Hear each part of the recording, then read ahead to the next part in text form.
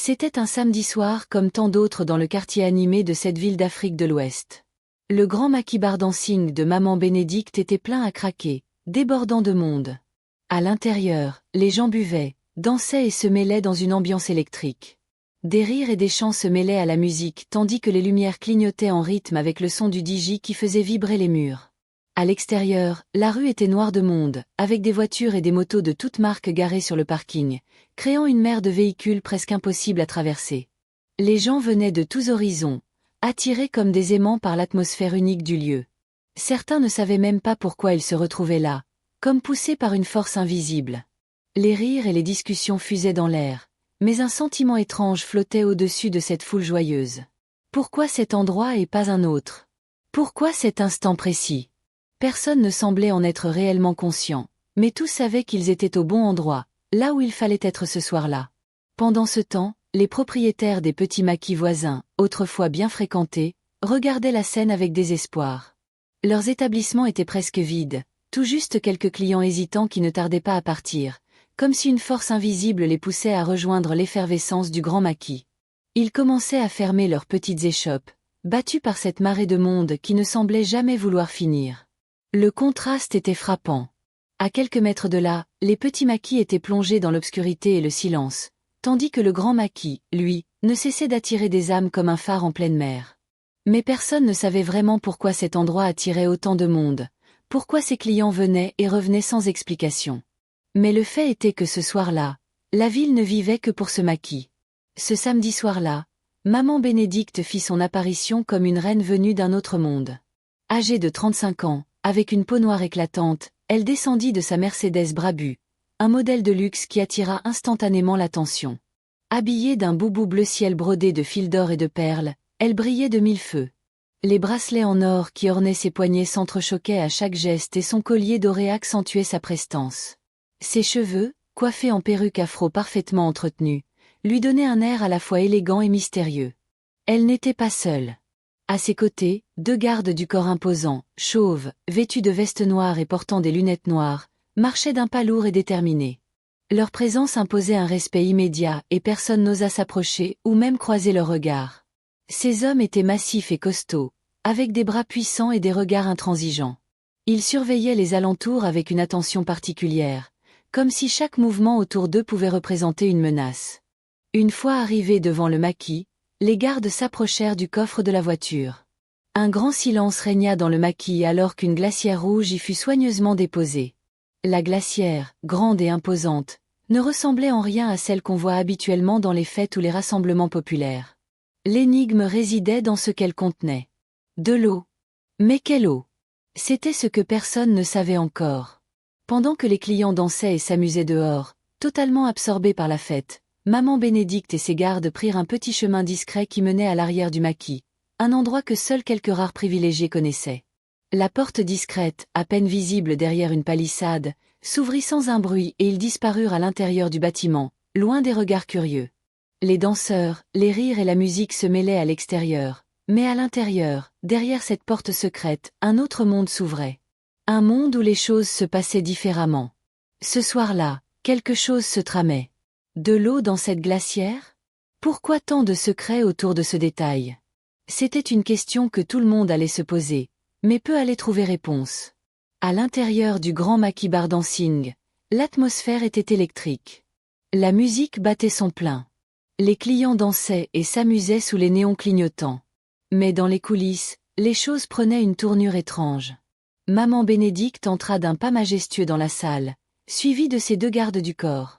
Elle s'arrêta devant les filles serveuses, deux jeunes femmes de 20 ans, Aminata et Senabou, qui s'affairaient à remplir les verres et à distribuer les cocktails. Sans un mot de plus, Maman Bénédicte donna l'ordre. « Lavez les verres avec cette eau », dit-elle d'une voix ferme en montrant la glacière rouge qu'elle avait apportée avec ses gardes. Les deux filles, un peu perdues, échangèrent un regard inquiet. Elles s'approchèrent lentement de la glacière, et à mesure qu'elles soulevaient le couvercle, une odeur nauséabonde s'échappa. Ce n'était pas simplement une odeur de pourriture, mais quelque chose de bien plus grave et âcre qui les fit instantanément reculer. Aminata se couvrit la main sur le nez, son visage déformé par l'odeur. « Qu'est-ce que c'est que ça ?» demanda-t-elle d'une voix tremblante. « Ça sent tellement mauvais. » Senabou, tout aussi choquée, se tourna vers maman Bénédicte. Mais avant qu'elle ne puisse dire quoi que ce soit, la propriétaire du maquis éclata. C'est de l'eau et c'est ce que vous allez utiliser pour laver ces verres. Ne posez pas de questions, sinon je vous renvoie. Sa voix, perçante, autoritaire et menaçante, ne laissait place à aucune discussion. Maman Bénédicte les fixa d'un regard dur et ses gardes se rapprochèrent d'un pas, leur présence imposante ajoutant une lourde pression dans l'air. Les deux jeunes femmes savaient qu'elles n'avaient d'autre choix que d'obéir. Les deux serveuses se regardèrent, hésitantes, puis prirent une grande inspiration et commencèrent à laver les verres avec l'eau, en grimaçant. Le liquide étrange, glacial et opaque laissait une odeur persistante sur leurs mains et chaque mouvement leur semblait de plus en plus insupportable. Elles se demandaient d'où provenait cette eau, mais elles savaient mieux que quiconque qu'elles n'avaient pas le droit de poser de questions. Les deux jeunes femmes échangeaient des regards furtifs et inquiets. « C'est vraiment bizarre », murmura Aminata. Mais Sénabou la coupa rapidement. « Chut! Tais-toi, on n'a pas le droit de savoir. D'accord? Il faut juste faire ce qu'elle dit. » Alors qu'elles continuaient leur tâche sous l'œil vigilant des gardes, un malaise grandissait. Elles se demandaient dans leur tête, mais n'osaient pas vocaliser la question qui les taraudait. D'où venait cette eau et pourquoi maman Bénédicte semblait si déterminée à l'utiliser malgré son odeur insupportable? Une question restait suspendue dans l'air. Ce secret caché dans cette glacière allait-il bientôt être découvert? C'était ce que les serveuses et les clients ignoraient encore, mais quelque chose de bien plus sombre se tramait derrière ces verres lavés avec cet étrange liquide.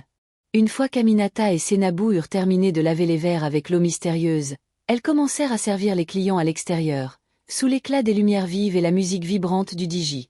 La chaleur de la nuit était palpable et les clients buvaient et s'amusaient dans une euphorie collective. Mais quelque chose d'étrange se produisit. À chaque table, après quelques gorgées, les clients se mirent tous à sortir leur téléphone, chacun composant un numéro avec une rapidité presque frénétique. Les appels se multipliaient et les voix des uns et des autres s'élevaient dans l'air, éclatantes de joie et de surprise. « Tu dois venir ici, c'est incroyable.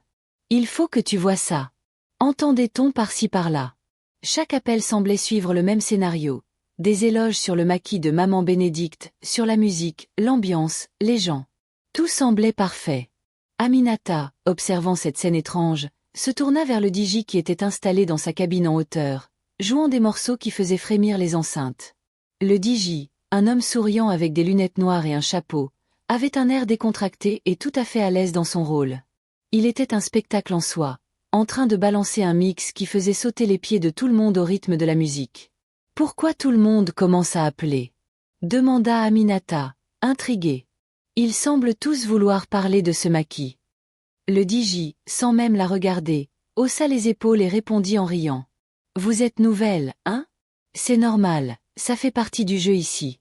Ne posez pas trop de questions, vous risqueriez de finir comme toutes celles qui sont parties avant vous. Croyez-moi, ici, si vous commencez à poser des questions, vous serez dehors avant même d'avoir eu le temps de dire maquis. Et puis moi, je ne m'occupe pas de ça.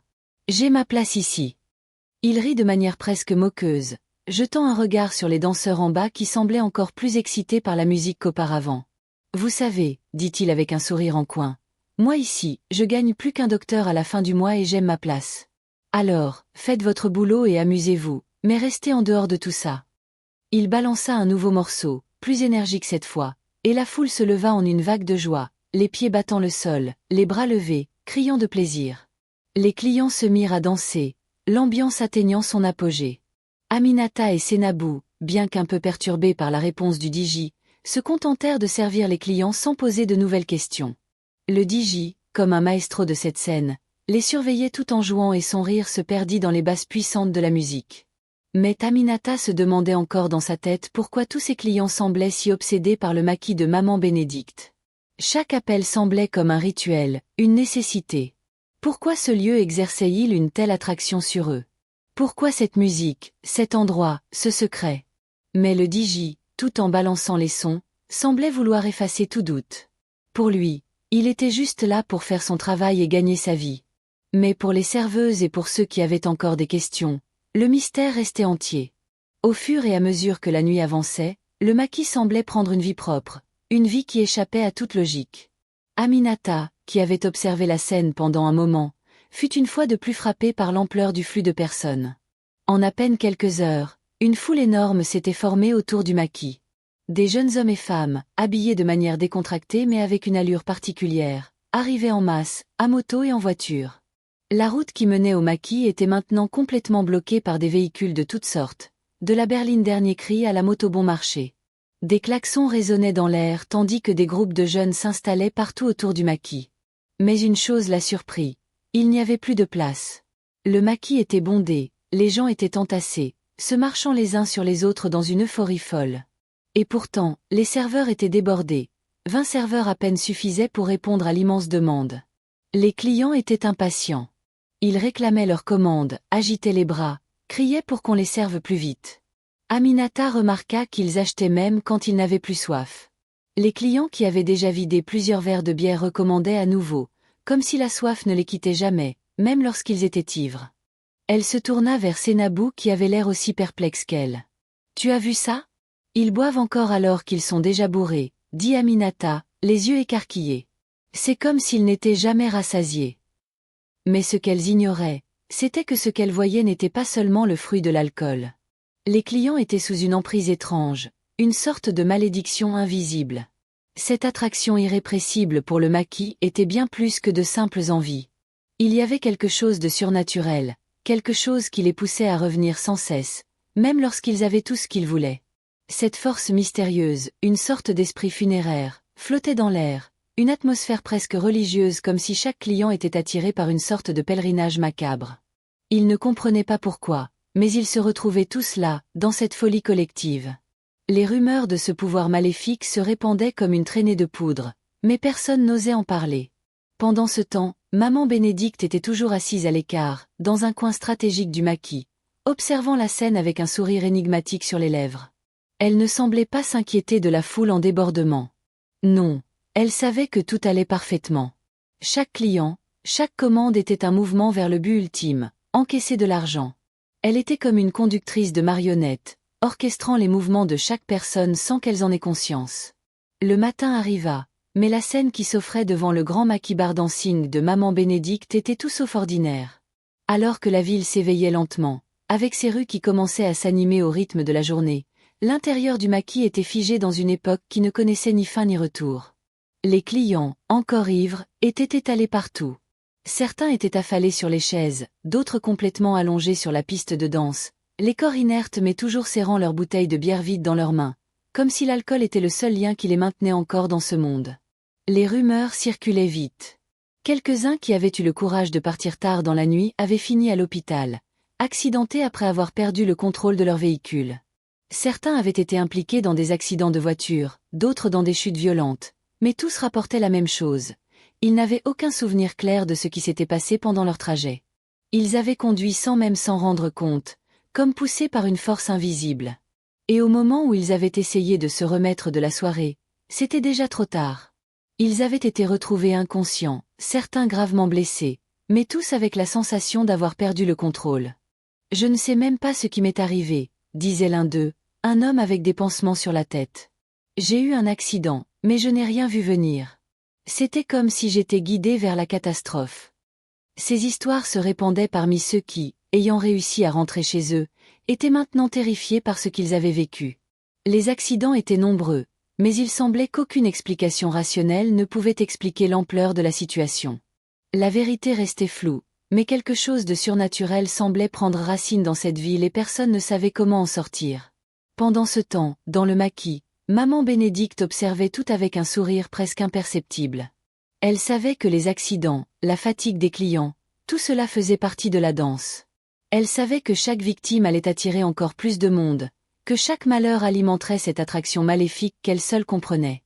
La nuit, la fête, l'alcool, les accidents. Tout semblait être un cercle vicieux, une spirale sans fin où la vie et la mort se mêlaient de manière inextricable.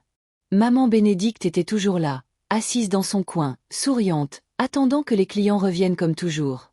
Le maquis était plus que jamais un lieu de pouvoir, mais il avait aussi laissé derrière lui un sillage de destruction où ceux qui s'aventuraient trop loin finissaient toujours par se perdre dans une nuit sans fin. Le jour se leva, mais une nouvelle tension flottait dans l'air. Maman Bénédicte, toujours élégante et sûre d'elle, savait qu'il était temps d'agir à nouveau. Ce matin-là, elle se dirigea vers sa Mercedes Brabus et démarra silencieusement, laissant derrière elle les ruines de la fête de la nuit précédente. Son maquis était en plein cœur de la ville, mais pour elle, il y avait un endroit particulier qu'elle devait visiter chaque jour. Un lieu qu'elle connaissait bien mais que personne ne soupçonnait. Elle roula lentement à travers les rues étroites, son regard déterminé fixé droit devant. Elle ne s'arrêta pas avant d'arriver devant un vieux bâtiment grisâtre et délabré, la morgue. Elle gara sa voiture près de l'entrée arrière, là où les gens ne prêtaient jamais attention. La morgue, au fond d'une ruelle, était toujours calme. Mais aujourd'hui, un étrange pressentiment planait. C'était l'endroit où son maquis puisait sa vraie richesse. C'était là que tout avait commencé, bien avant que maman Bénédicte n'ouvre ses portes. Alors qu'elle sortait de sa voiture, un homme apparut dans l'ombre de la porte discrète à l'arrière de la morgue.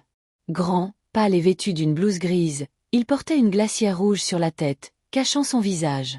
Il s'approcha d'elle d'un pas lourd et silencieux, comme si tout cela faisait partie d'un rituel ancien mais bien orchestré. L'homme s'arrêta devant elle, sans un mot, posa la glacière rouge dans le coffre de sa voiture puis recula. Maman Bénédicte le fixa un instant, les yeux pleins de satisfaction et de secret. Elle savait qu'il n'y avait plus de retour en arrière à ce point. C'était ainsi que tout fonctionnait, ainsi que son pouvoir. « Tout va bien ?» demanda-t-elle, brisant le silence. L'homme hocha lentement la tête et maman Bénédicte monta en voiture, redémarrant pour retourner à son maquis. La glacière rouge contenait l'essence même de sa réussite. L'élément clé qui attirait des foules entières, toujours plus nombreuses nuit après nuit. Aminata et les autres serveuses n'avaient aucune idée de ce qu'il y avait dedans, ni de la nature de cette source qui leur donnait leur pouvoir. Mais aujourd'hui, ils allaient enfin comprendre. Elle roula en silence, son esprit calculant chaque mouvement, chaque geste. Le maquis allait encore une fois prospérer grâce à ce qu'elle allait distribuer. À son arrivée, elle fit signe aux serveurs de se préparer. Les commandes étaient déjà énormes. Mais maman Bénédicte savait que, comme toujours, la foule allait remplir l'endroit une fois qu'elle aurait fait ce qu'elle faisait le mieux. Lorsque la glacière rouge fut ouverte et placée sur le comptoir, une étrange odeur emplit l'air. L'odeur était sourde, nauséabonde, presque suffocante. Pourtant, les serveurs et serveuses s'exécutèrent comme toujours, sans poser de questions. Cette odeur qui semblait venir des profondeurs de la mort ne les perturbait plus. Ils avaient appris à la reconnaître car elle faisait partie de ce qui maintenait l'attraction autour du maquis. Mais ce que personne ne savait, c'était que cette eau n'était pas de l'eau ordinaire. La glacière rouge contenait en réalité de l'eau tirée des cadavres de ceux qui étaient récemment décédés. Cette eau était utilisée après des rituels funéraires secrets, collecter des corps juste avant leur enterrement. Maman Bénédicte souriait en observant la scène. Elle contrôlait tout, chaque détail, chaque mouvement, chaque client. Elle savait que son pouvoir était immense car elle seule connaissait le secret de cette horreur. La foule commença à se remplir de nouveau. Les gens entraient et sortaient. Les verres étaient remplis et vidés dans une danse frénétique. L'ambiance était la même. Les gens dansaient, riaient et tout semblait parfait. Mais en arrière-plan, les esprits des défunts rôdaient, planant au-dessus d'eux, invisibles mais bien réels, alimentant ce cercle vicieux qui ne cesserait jamais. Les clients n'avaient aucune idée de ce qui les attendait et maman Bénédicte savait qu'elle continuerait à encaisser l'argent aussi longtemps que l'esprit de la mort continuerait à attirer les âmes vers son maquis. Le soleil se levait lentement sur la ville, baignant les rues dans une lumière douce mais trompeuse. Le matin qui suivit la nuit de folie au grand maquis Bardancing était étrangement calme.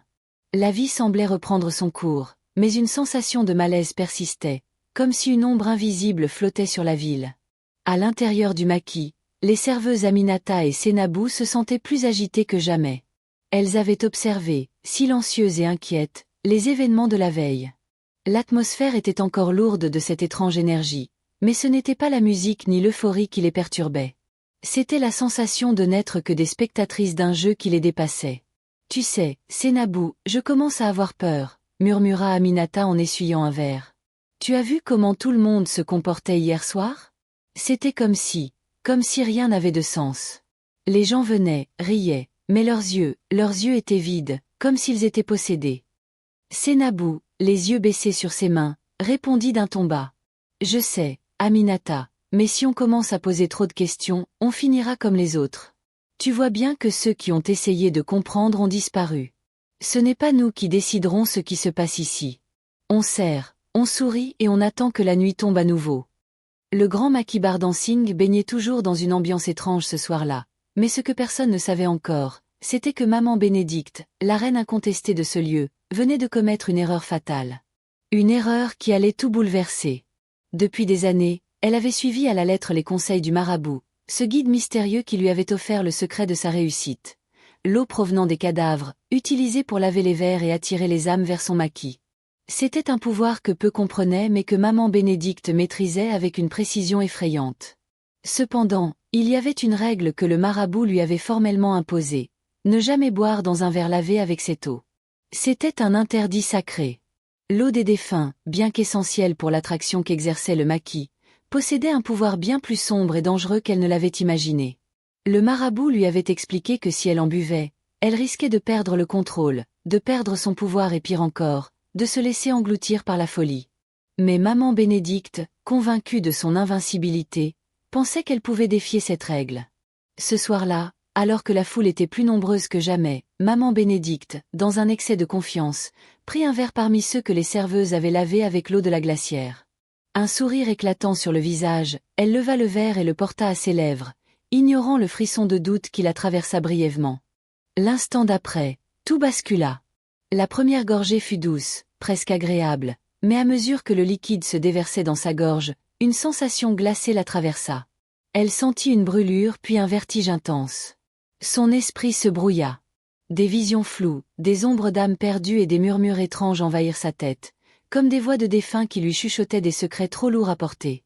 Je ne suis plus moi, hurla-t-elle d'une voix qui ne lui ressemblait plus. J'ai fait des choses abominables. Les clients, d'abord stupéfaits, commencèrent à murmurer.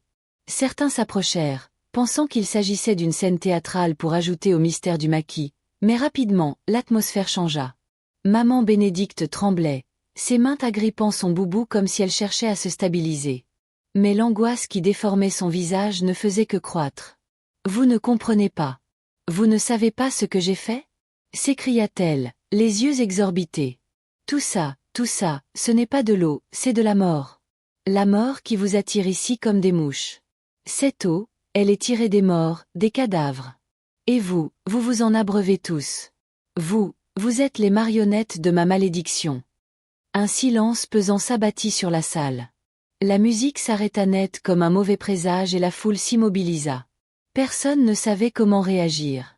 Puis la foule s'éparpilla dans un vacarme infernal. Les portes furent forcées, les fenêtres brisées, mais l'atmosphère de malédiction demeurait. Maman Bénédicte, elle, se tenait au centre de ce chaos, hurlant sa vérité comme une prophétie déchue, tandis que le mal qu'elle avait semé se retournait contre elle. Le grand maquis Bardancing n'était plus qu'un souvenir de puissance et de terreur. Ce soir-là, l'illusion de la fête éternelle prit fin et la folie se répandit dans la ville comme une maladie inconnue, attirant tout ce qui était venu et qui ne saurait jamais vraiment ce qui s'était passé. Leçon de morale. Chers jeunes, faites attention aux endroits que vous fréquentez et surtout renseignez-vous avant d'y poser les pieds. Merci d'avoir regardé la vidéo. N'oubliez pas de la partager à vos proches.